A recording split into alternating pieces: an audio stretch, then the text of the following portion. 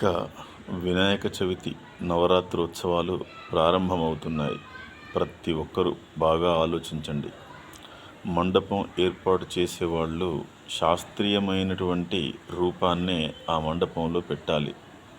కానీ ఏవేవో ఇప్పుడు కనుక్కున్నటువంటి కొత్త కొత్త వాహనాలు, కొత్త కొత్త ప్రయోగాలు చేసి దేవతా చిత్రపటాల్ని కానీ, మన పురాణ చరిత్రల్ని కానీ అస్తవ్యస్తం చేయవద్దని చెప్పి నేను మన వాళ్ళందరినీ కోరుకుంటున్నాను. ఆ తర్వాత మండపం ఏర్పాటు చేసిన వాళ్ళు ఎవరైతే బృందం ఉంటుందో వారంతా కూడా పూజ అనంతరం, పూజ అయిపోయిన తర్వాత వారందరూ అక్కడ కూర్చొని ఆ గణపతి స్తోత్రాన్ని చదువుకోవాలి. అంటే భజన రూపంలో కీర్తనలు చెప్పుకుంటూ ఆ భగవంతుని స్మరించుకోవాలి.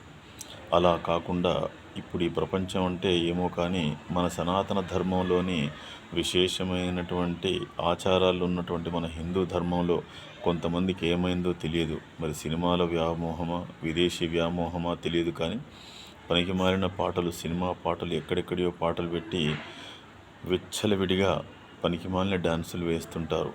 ఇంకా దారుణమైనటువంటి విషయం ఏంటంటే ఆడవాళ్లతో కూడా డ్యాన్స్ వేపిస్తారు. ఇది పూర్తిగా అధర్మం, సరైన విధానం కాదు.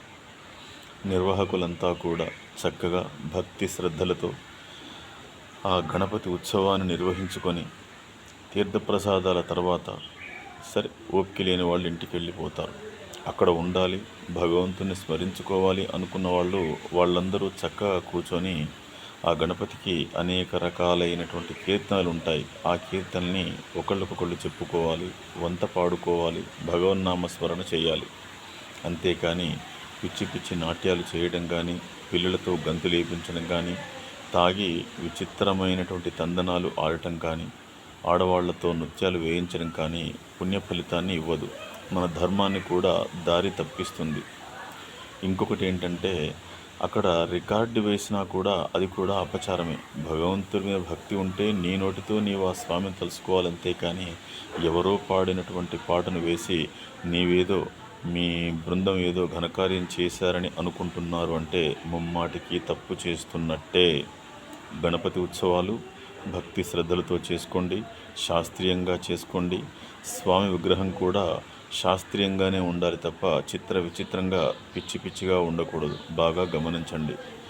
నేను ఖచ్చితంగా మన ధర్మం కోసం మాత్రమే మాట్లాడుతున్నాను. మళ్ళీ మళ్ళీ మళ్ళీ చెప్తున్నాను, పాటలు వేసి డ్యాన్స్ వేయకూడదు, ఎవరో పాడిన పాటలు వినిపించకూడదు. కాబట్టి అందరూ అర్థం చేసుకోండి.